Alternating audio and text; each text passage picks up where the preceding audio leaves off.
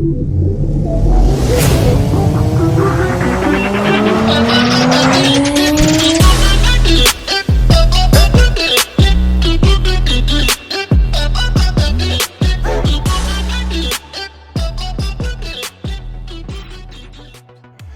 everyone, today I've got a couple of stunning looking vintage Mardaves to have a quick look over and talk about. These, they both share the same chassis, and the first one I've got here is the Ferrari 312 T3, and that's sitting on the Mark V chassis. And the Mark V chassis came out in two variants: the standard first issue, which was very similar to the earlier Mark IV chassis, and then this one, which was known as the Competition Special. And this was a slightly upgraded chassis using a GRP chassis plate, had a lightweight flywheel with a slightly lower gear ratio.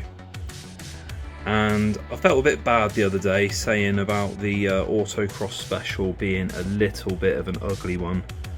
These cars are absolutely gorgeous. I think they are some of the best looking Mardaves that were released. By this time, in 1979, Mardave had been making these 1/8 scale road cars for nearly 10 years, so they were really good at it. And I don't know exactly the process that goes into making the moulds for the bodies, but there isn't an angle on these cars that don't look good. They are really, really nice. I'll show you the other one, the Capri Zaxpeed, in just a moment. I will just go cover all the angles of this one.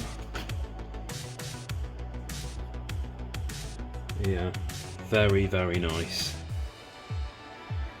And the Zaxpeed Turbo Capri. A gorgeous looking car. Really, really nice one, this one. Very challenging paint job, and the body shell is huge.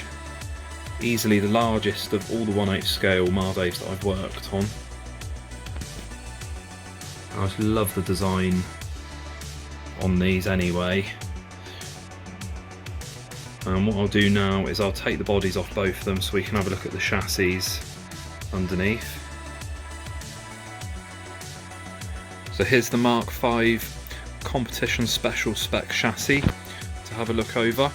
This particular car I traded, and it was partially built. So they built the chassis up, they just hadn't done all the body shell. So all I've done is clean this and really nothing else.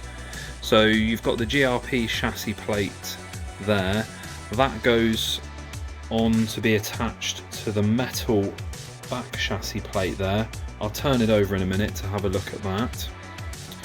You've got the one-piece nylon front beam there. These started appearing on the very late Mark IV chassis cars.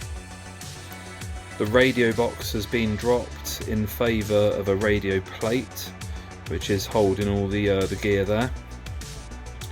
You've got your engine with your Competition Spec flywheel fitted there, and then the new nylon plastic axle blocks at the back holding the rear axle in place.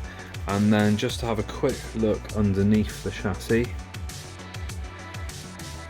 and you can see there you've actually got very similar plates that were used on the Mark IV cars, with the updated longer chassis plate there.